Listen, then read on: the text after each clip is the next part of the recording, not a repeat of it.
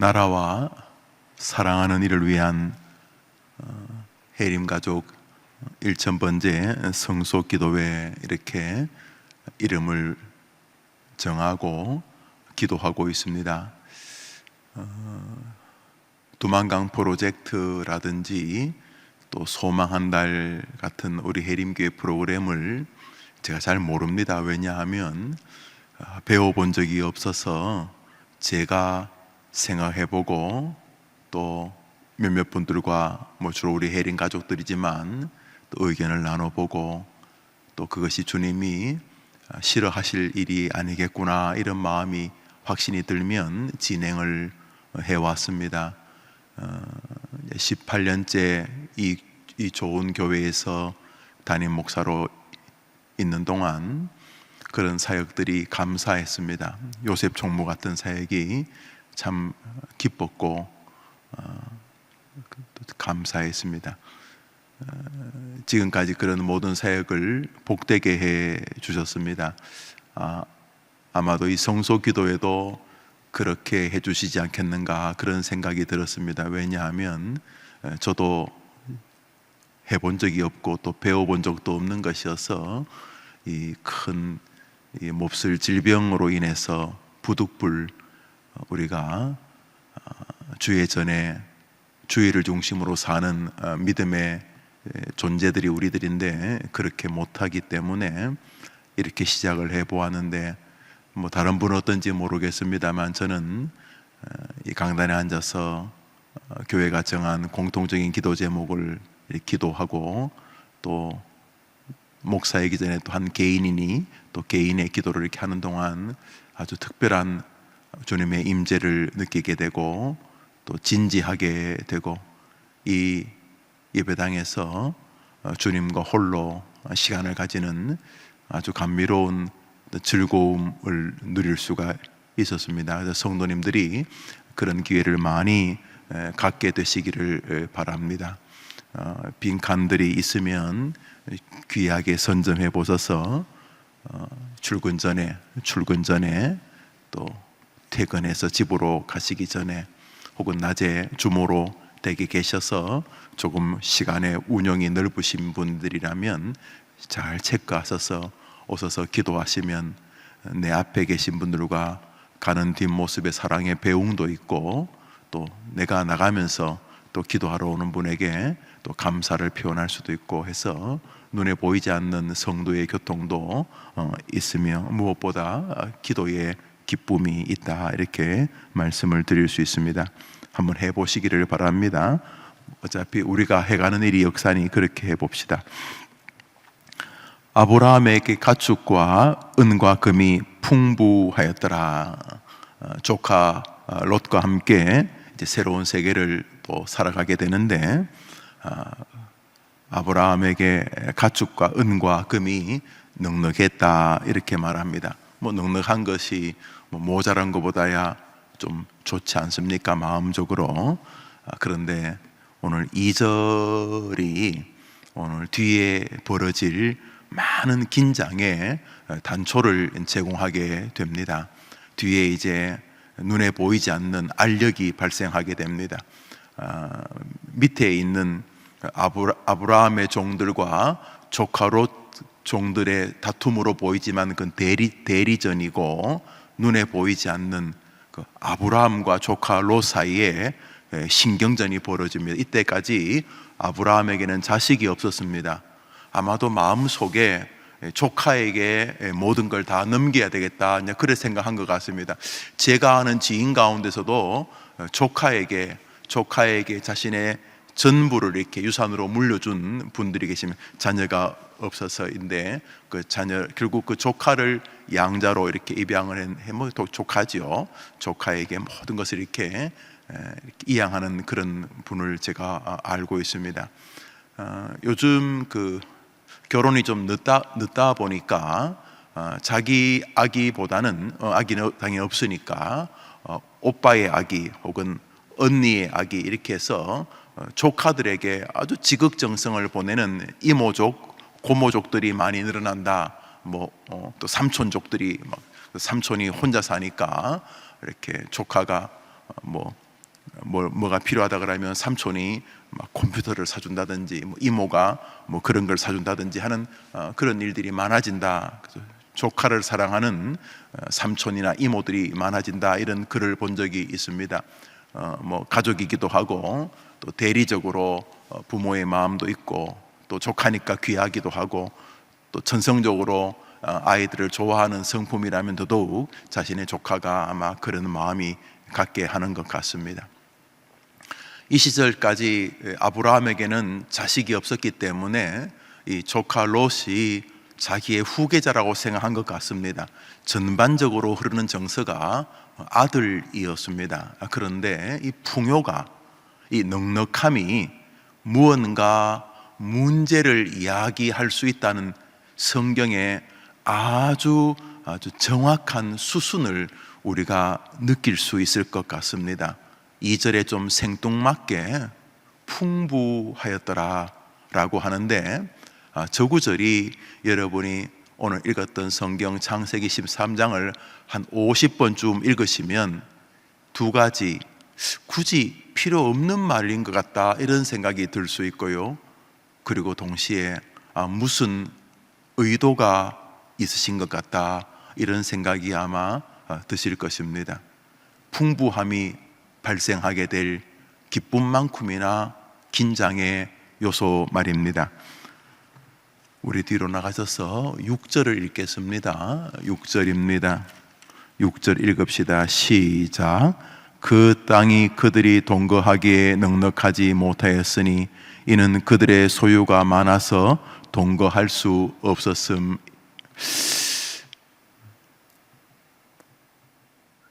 땅이 넉넉하지 않았다는 표현은 이중적으로 보아야 합니다. 대부분의 이렇게 설교자들 가운데 청교도류 혹은 그들을 좋아하는 분들의 글 속에서 여기 땅이 넉넉지 않았다는 표현은 이중적이다. 나는 정말 땅이 넉넉지 않았을 수도 있다. 그렇지만 우리 콩 한 쪽도 나눠 먹는다. 사랑하면 작은 침대도 넉넉하지만 미워하면 태평양만한 침대도 좁다, 이런 그런 서양 속담이 있죠. 우리 그렇죠. 사랑하면 작은 침대도 남아요. 사랑하면은. 그런데 미워하면은 태평양만한 침대도 부대껴요. 그냥 서로 그냥 옆에 있는 것 자체가 부대끼고 그럴 수 있지 않겠습니까? 그런 것처럼 여기 땅이 동거할 수 없을 만큼 좁았다는 말은 정말로 땅이 작았다는 뜻이기도 하지만 지금 이 창세기의 13장에 흐르고 있는 아브라함이 풍부하였더라는 말이 가지고 있는 영적인 어떤 의미로 볼 때에 이들에게는 서서히 자기들이 가진 것들이, 이 풍요로움이, 아브라함도 뭐가 많고 조카 롯도 뭐가 많고, 이 풍요의 충돌, 풍요의 공격, 풍요의 상처, 풍요의 유혹이 존재합니다. 차라리 그러지 않았으면 그 형제들은 원수 안 되었을 텐데, 차라리 부모님이 그렇게 넉넉하게 남겨주지 않았더라면 그 자식들은 절대로 그렇게 안 되었을 텐데, 이런 예 말입니다. 그런 예 말입니다. 풍요의 공격이란 표현이 적합해 보입니다. 아브라함이 풍요로웠더라. 그 풍요는 불과 몇 절이 가지 않아서 이 아들과 아버지 같은 사이, 특별히 이 조카를 보던 아브라함의 아버지의 심정에도 문제를 야기했습니다. 조카 롯도 바보가 아닌 이상 삼촌의 눈빛 속에서 삼촌이 나를 아들처럼 보시는구나 느꼈을 것입니다. 이때 아브라함의 나이는 80 전후였습니다. 이제 저 할아버지 다 돼가는 삼촌이 나를 사랑하는구나 느낌이 왔지만은 풍요의 힘은 그 사랑조차 부대끼게 만들었던 것 같습니다. 풍요로워지면서 그들이 서로 동거하기가, 같이 살기가 어려웠습니다. 콩 반쪽도 나눠 먹을 수 있는데 서로 사랑하면, 서로 함께 동행하는, 동거하기 어렵게 만드는 이유는 풍요였습니다. 그들의 소유가 자꾸 많아지면서 벌어진 일입니다. 저는 교회 생활을 이 나이까지 해봤습니다. 저는 가난하기 때문에 시험 드는 사람도 많이 봤지만 하나님께서 물질적인 풍요를 조금씩 주시니까 그 풍요의 두께만큼 교회와 멀어지는 거리를 본 적도 많습니다. 풍요로워지는 두께만큼 교회와의 거리가 멀어지는 것, 신앙과의 거리가 멀어지는 것, 풍요로울수록 주님과 더 가까워지는 것이 아니라 그 풍요로워질수록 주의를 등한히 하고 그의 언변의 겸손함이 자꾸 사라지고 하나님과의 관계가 풍요로 메워질 수 있을 것처럼 생각하는 여지가 많아지는 류 말입니다. 이것이 부단 소수의 이야기가 아니라 어쩌면 우리 모두의 이야기일 수 있습니다. 풍요의 공격 말입니다. 우리 밑으로 내려오셔서 7절을 읽겠습니다. 7절 읽읍시다. 시작.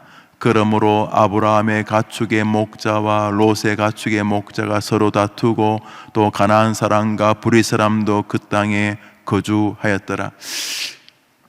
여기 이 7절에 보면은 두 진영이 싸웁니다.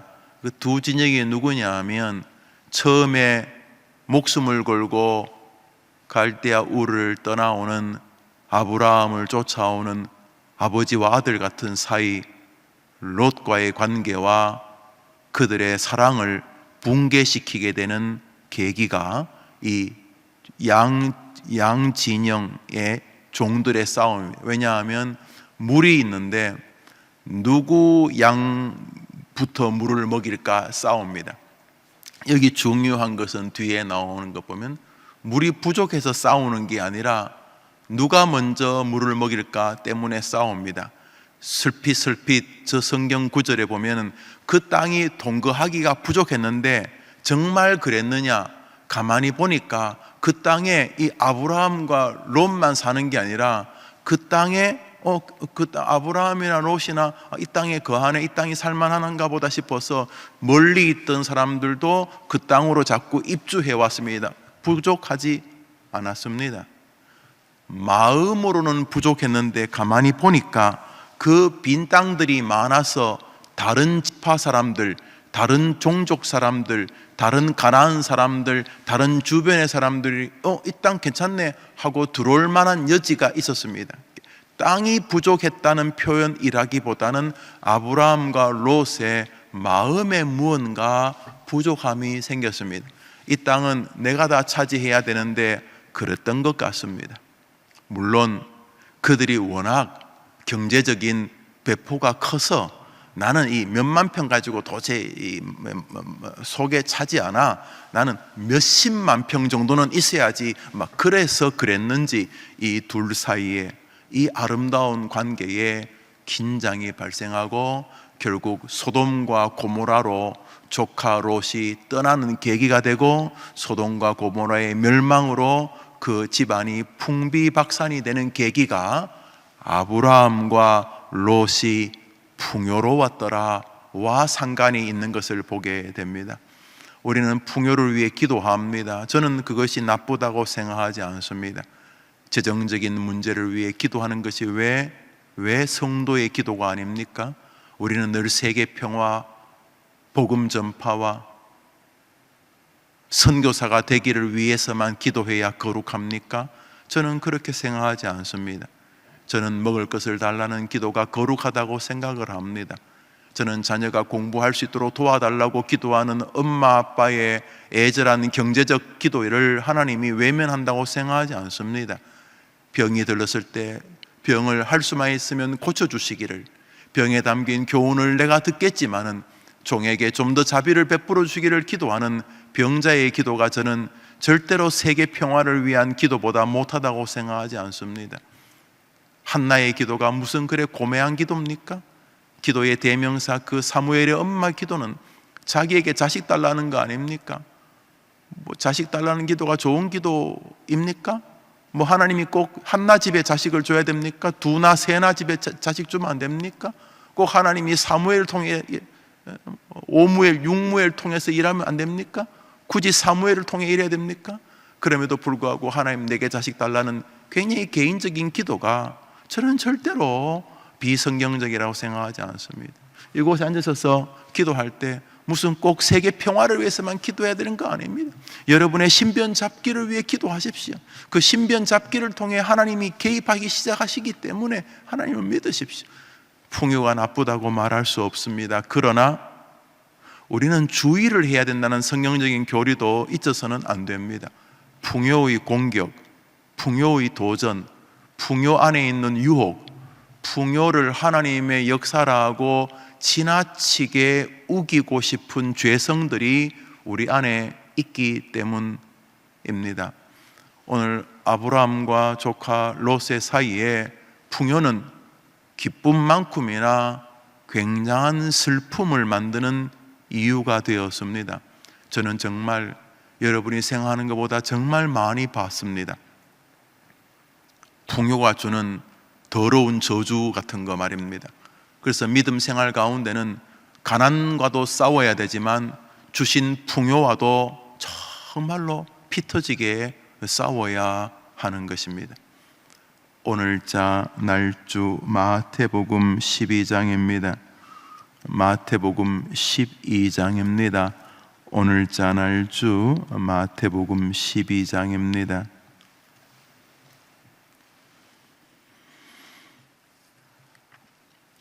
1절과 2절을 보겠습니다. 우리 3절까지 봅시다. 읽읍시다. 시작. 그때에 예수께서 안식일에 밀밭 사이로 가실새 제 아들이 시장하여 이삭을 잘라 먹으니 바리새인들이 보고 예수께 말하되 보시오, 당신의 제자들이 안식일에 하지 못할 일을 하나이다. 예수께서 이르시되 다윗이 자기와 그 함께한 자들이 시장할 때 한 일을 읽지 못하였느냐. 예수님의 제자들이 이쪽 마을에서 사역을 하셨는데 너무 이렇게 열심히 설교하시고 사역하시다 보니까 자기들을 추스릴 여력이 없었던 것 같아요. 이렇게 여러분 식사 시간 놓치면서 일할 때 있지 않습니까? 여러분은 그럴 때 없습니까? 이렇게 지금 막 급해가지고 이게 지금 뭐 라면 하나 끓일 시간 지금 너무 정신이 없어가지고 그래서 직원들에게 너무 미안한데 우리 한 2시간만 마저 해두고 우리 좀 점심이 늦지만 한 3시나 4시쯤에 좀 식사하면 안 되겠나? 야, 지금 시간이 너무 없네. 사장님 그러죠. 이런 거라든지 여러분 개인적으로도 급히 이렇게 데드라인이 있어서 가지고 이제 마감을 해줘야 되기 때문에 막 출판사에서 막 신문사에서 빨리 원고 써주십시오. 원고를 신문사에서 빨리 써서 이제 넘겨야 돼서 자기들도 교정 보고 빨리 옮겨야 되니까 이게 시간이 너무 없어가지고 지금 이렇게 뭘 시켜 먹고 할 여력이 없어가지고 놓쳐본 적 없습니다. 살다 보면 그럴 때 가끔이지 않습니까? 정신없이 놓칠 때. 저도 주일 같으면 때로는 점심을 5시, 4시, 6시 이렇게 먹을 때도 가끔 있거든요. 뭐가 자꾸 이렇게 있으면 그렇지 않겠습니까? 여러분들도 저보다 더 아시겠죠. 밥 한 끼 먹을 시간이요. 예수님의 제할 도 그랬던 것 같아요. 사람들이 인산인해로 몰려오니까 식사할 여력이 있어서요. 손 마른 자, 또 나병 환자, 또 상처받은 자, 그냥 야간 굶쥐고 이제 예수님 한 만나보고 이제 팍 먹고 죽어버리겠다는 그런 인생을 포기한 자, 별의별 사람들이 예수님께로 왔으니까 제자들이 그 정신이 있었겠습니까? 그러다가 이제 이쪽 마을을 정리하고 저쪽 마을에 아마도 사람들을 모아놨다고 연락이 왔는지 예수님이 이제 이쪽 마을 끝내고 저쪽 마을로 이제 가는 도중에 밀밭을 지났습니다. 여러분 시골 출신들은 아는데요, 밀이나 보리는 나락하고 달라서 이렇게 씹기가 어려워요. 이게 그 수염이라 보리 수염, 밀 수염을 이렇게 잘라내고 그래서 누르면 녹말 같게 터집니다. 그게 먹어서 얼마나 배부르겠습니까? 사람이 배고프면 애들 과자도 하나 주워 먹고 하지 않습니까? 그런 것처럼 배가 고파서 그런지 이렇게 밀밭을 지나가다가 그 밀을 보리를 이렇게 부르고 이제 불고 입에 몇 개를 집어넣나 봅니다. 두 가지를 공격을 했던 것 같습니다. 하나는 안식일 날 이렇게 음식을 밖에서 먹는 게 옳으냐, 이것이 첫 번째입니다. 안식일 날 그게 여러분 생보리를 아무리 배고파도 그거 그냥 뭐 이렇게 쪽 빠는 정도, 물론 불에 구울 수는 있으면, 불에 그 옛날에 보리 서리 같은 거 하면 친구들하고 이렇게 불에 구우면 뭐 그게 굽는 게 아니지, 그거 다 타버리고 뭐 시꺼먼데 그래도 그 쌀이 녹말이 타는 냄새가 좋아가지고 입에 넣으면 막 입도 시꺼매지고 막 그렇거든. 그런 거 해보셨죠? 네, 다 해보셨죠. 그 대부분 설이 도둑질인데 어떻게 해보셨어요? 이렇게 막 시꺼먼, 콩은 막 타다타다 튀고 막 날리고 뭐 저거 하다가 옆에 또 분나 남 묘도 태워 먹고 뭐 다 그랬는데, 옛날에. 지금 신고해도 안 돼요. 벌써 50년, 40년 지나서 이면 신고해도 안 돼요. 신고해도 저 감옥 안 가요.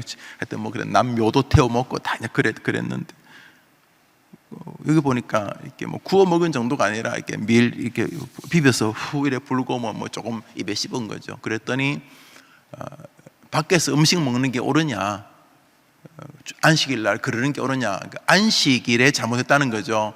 두 번째로 이렇게 비비면 이것 일이거든요. 안식일에 일하는 게 옳으냐 이래가지고 옆에 있는 사람들이 예수님과 그 제자들에게 다리를 거는 거죠. 이렇게 다 호크, 이렇게 낚시 바늘처럼 다 걸고 넘어지는 거죠. 비아냥거리기도 하고, 당신이 랍비라고 하면서 안식일을 이렇게 이야기하는 양반이 그래 안식일 날 그렇게 뭐 밖에서 이렇게 뭐 먹는 게 옳습니까? 이렇게 말해요. 오늘 성경에 보면은 시장하여라고 되어져 있습니다. 제자들이 시장하여 배고파다. 그런데 이 바리새인들은 이들이 시장한 게 안 보입니다. 이들은 이 사람이 시장하냐 안 하냐가 별로 중요하지 않습니다.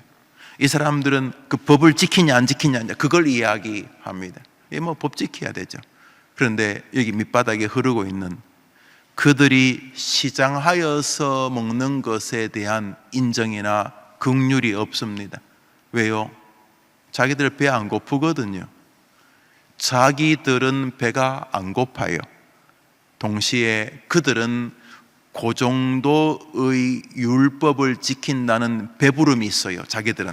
우리는 말이지 당당하게 지키는데 나는 넉넉해요. 여기 풍요의 공격을 보게 됩니다. 자기들은 배 안 고프거든요. 이들은 시장하지만 자기들은 배 안 고파요. 배 안 고프니까 풍요로운 거지요.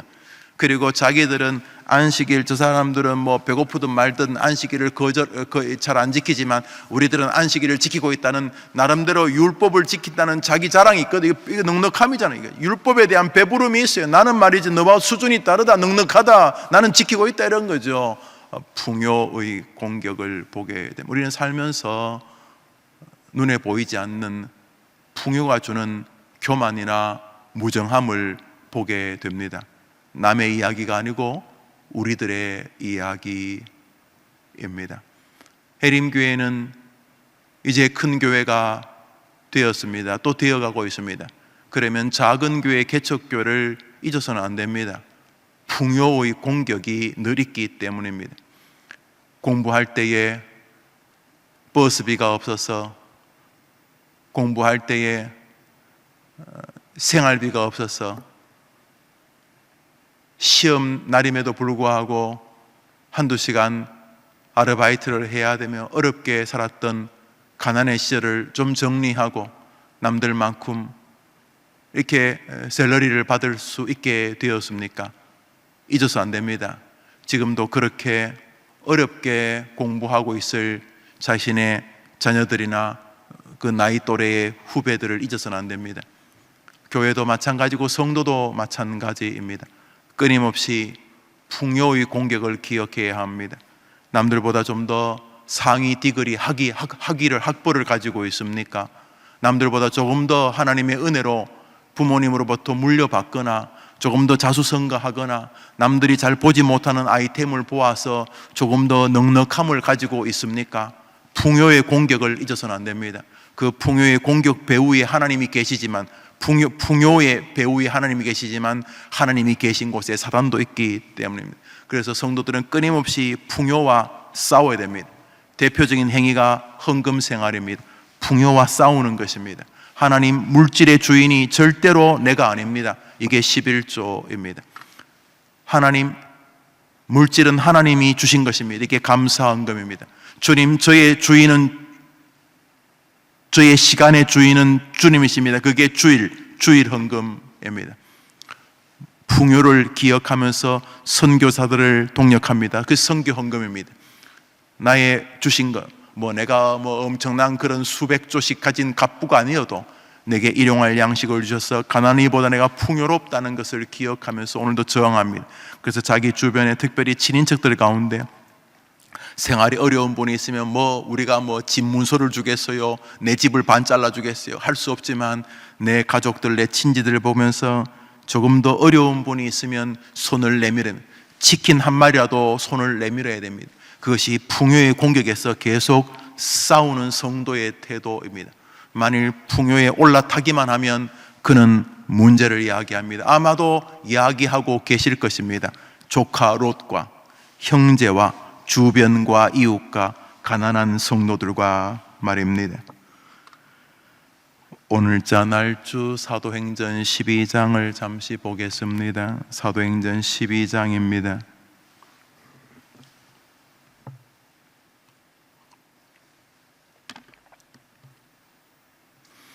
오늘자 날주 사도행전 12장입니다. 21절로부터 23절입니다. 21절로부터 23절입니다. 읽읍시다. 헤롯이 시작. 헤롯이 나를 택하여 왕복을 입고 단상에 앉아 백성에게 연설하니 백성들이 크게 부르되 이것은 신의 소리요 사람의 소리가 아니라 하거늘 헤롯이 영광을 하나님께 돌리지 아니하므로 주의 사자가 고치니 벌레에게 먹혀 죽으니라. 아멘. 헤롯 임금이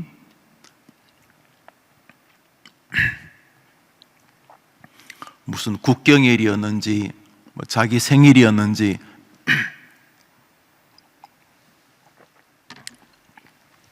로마 황제로부터 무슨 표창장을 받았는지 하여튼 사람들이 많이 모이는 어떤 연회의 날을 열었던 것 같습니다. 그때 이제 빛과 번쩍한 금으로 둘러싸인 옷을 입고 단상에 섰습니다. 단상에 서서 이제 연설을 했겠지요. 연설을 했더니 밑에 아부하는 사람들이 이것은 저거는 인간의 소리가 아니고 저거는 신의 소리다.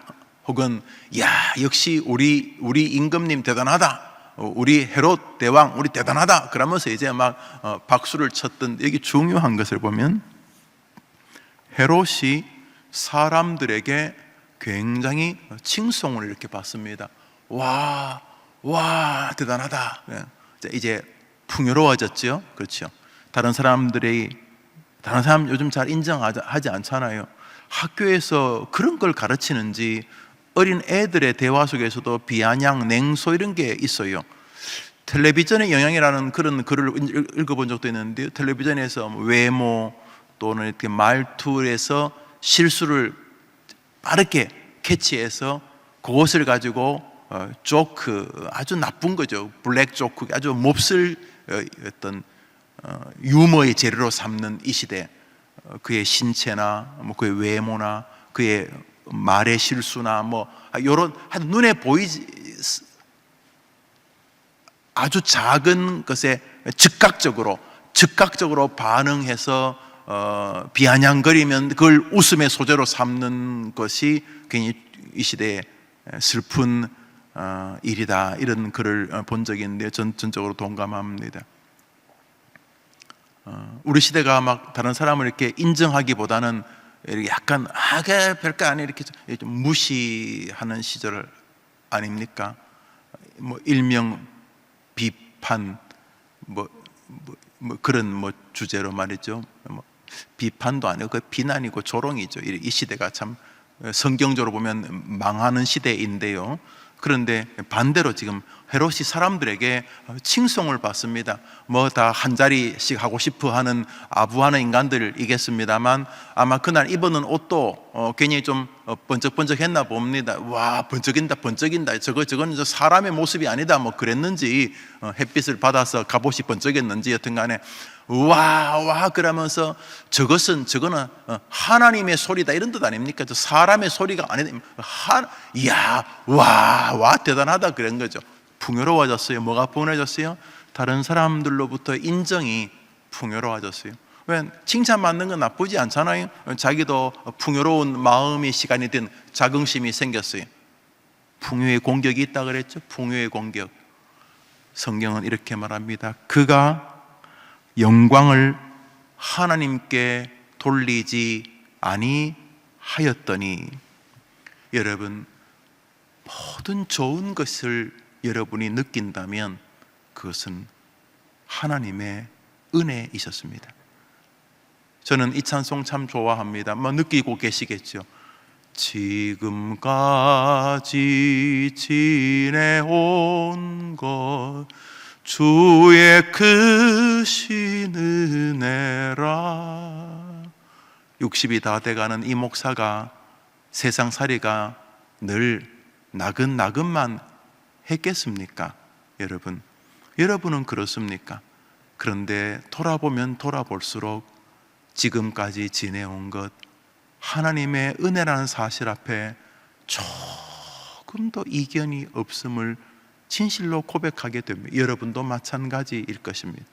주님의 은혜이셨습니다. 조금이라도 좋은 것이 있었더라면 그것은 주님의 은혜이셨습니다. 이 교회를 목회하는 동안, 그 전에 부교육자로 목회하는 동안 조금이라도 은혜를 얻었다면 그건 전적으로 하나님의 베품의 결과가 있었습니다. 여러분도 마찬가지입니다.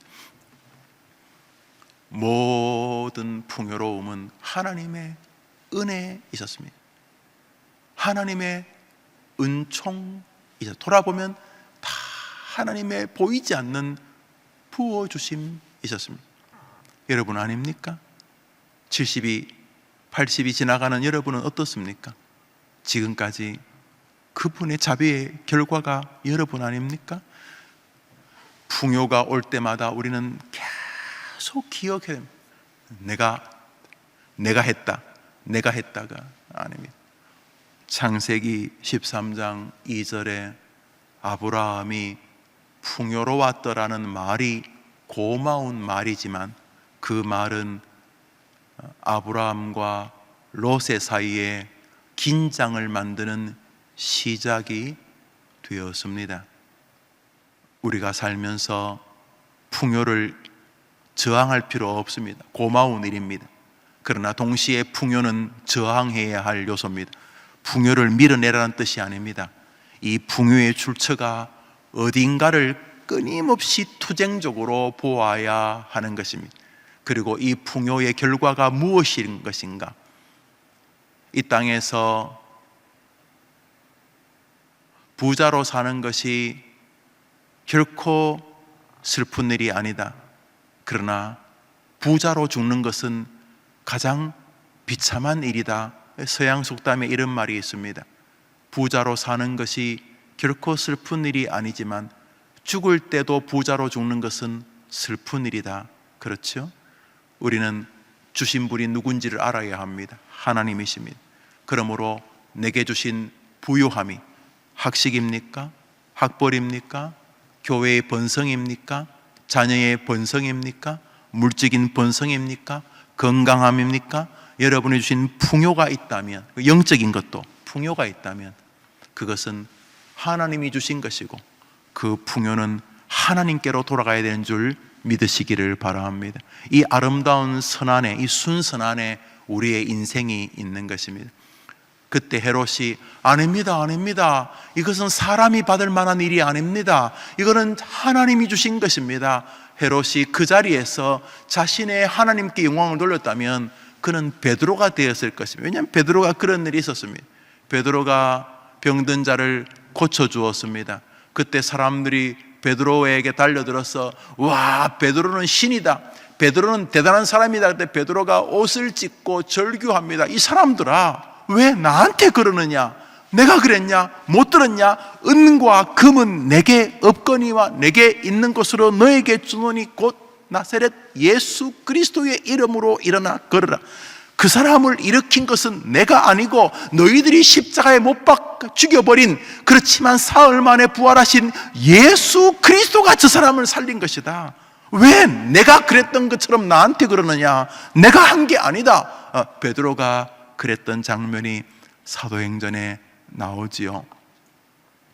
사랑하는 성도님들, 풍요는 아름다운 것입니다. 풍요롭기 때문에 감사할 수 있고, 풍요롭기 때문에 조금 더 성경을 더 읽을 시간을 가질 수 있고, 풍요롭기 때문에 조금 더 설교를 리뷰하며 살 수 있을 여지가 있습니다. 풍요롭기 때문에 더 많이 이런 예배당을 건축해 하나님께 드릴 수 있고, 많은 연약한 교회들에게 힘이 되어줄 수 있고, 풍요롭기 때문에 주의 종들에게 동력자가 되어줄 수 있지 않습니까? 그렇지 않습니까?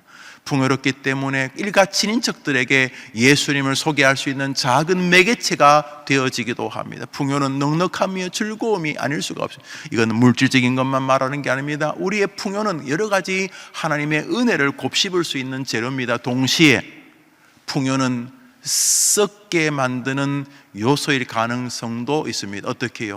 아브라함과 롯처럼 서로 이간하고 형제지간을 원수되게 만들고, 내 안에서 하나님과 하나님을 대적하는 자들 사이에서 내가 장난감처럼 될 가능성이 있습니다. 풍요는 하나님이 아니라 하나님이 주신 풍요를 쥐기 위해서 모든 시간을 소모할 유혹에 빠뜨릴 수 있습니다. 풍요를 주신 하나님을 붙잡는 게 아니라 하나님이 주신 풍요를 붙잡으면서 시간이 지나 이 잡고 있는 것이 하나님이 아니라 잡고 있는 것이 풍요기 때문에 그의 말투에서 내 학위, 내 학벌, 내 능력, 내 돈, 내 지위, 내 배움, 이 풍요가 신이 되어지는 순간 우리는 슬픔의 하루를 살게 되는 것입니다. 우리의 풍요는 하나님이시기 때문입니다. 우리의 모든 풍요의 출처는 우리의 아버지시기 때문입니다. 풍요의 공격이 우리에게는 남 이야기가 될 수 있도록 하나님으로부터 주시는 모든 것들이 출처가 하나님이요 하나님께로 돌아가야 된다는 걸 기억하면서 이 헤롯처럼 와 저거 하나님 같다 라고 말할 때 에헴 내가 하나님 같지 괜찮지 그랬다가 가장 비참한 단어, 아직도 저 구절을 잘 이해 못합니다. 충이 먹어 벌레가 먹어 죽었다는 게 무슨 말인지 모르겠다. 벌레가 목구멍에 가서 죽었는지, 이상한 정갈 같은 정갈에 물려서 사람은 거의 죽지는 않는다. 크게 붓기도 아프고 통증은 느낀다고 합니다만 아니면 무슨 벌레가 어떤 결정적으로 벌 같은 거에 이렇게 말벌에 잘못 쏘이면, 머리에 잘못 쏘이면 돌아가시기도 하거든요. 뭔지는 모르지만 가장 비참한 게 벌레입니다. 이 벌레 같은 놈아, 이 버러지 같은 놈, 욕이죠. 버러지. 하나님께 풍요가 돌아가지 않는 인생이라면 버러지 같은 인간. 이것이 성경의 무서운 유머이죠. 헤롯이 충이 먹어 벌레가 먹어 죽으냐, 벌레 수준이 되는 거죠. 벌레가 먹어. 오늘 하루 여러분에게 풍요로운 하루가 되기를 바라고, 영적으로든 환경적으로든 물질적으로 모든 것이, 그리고 그 풍요가 올 때마다 감사의 긴장, 하나님 고맙습니다. 동시에 풍요의 공격에 대한 긴장, 내가 주의해야 되겠다. 그래서 이것을 끊임없이 하나님을 향하도록 하는데, 오늘 하루 시간이 부족할 만큼 즐거운 시간이 될 줄 압니다. 오늘 하루 하나님과 함께 동행하는 여러분 되기를 축원합니다. 주님 가르친 기도로 예배를 마칩시다. 하늘에 계신 우리 아버지여, 이름이 거룩히 여김을 받으시오. 나라의 마옵시며 뜻이 하늘에서 이룬 것 같이 땅에서도 이루어지이다. 오늘날 우리에게 일용할 양식을 주옵시고, 우리가 우리에게 죄진 자를 사하여 준 것 같이 우리 죄를 사하여 주옵시고, 우리를 시험에 들게 하지 마옵시고 다만 악에서 구하옵소서. 대개 나라와 권세와 영광이 아버지께 영원히 있사옵나이다. 아멘. 우리 기도합시다.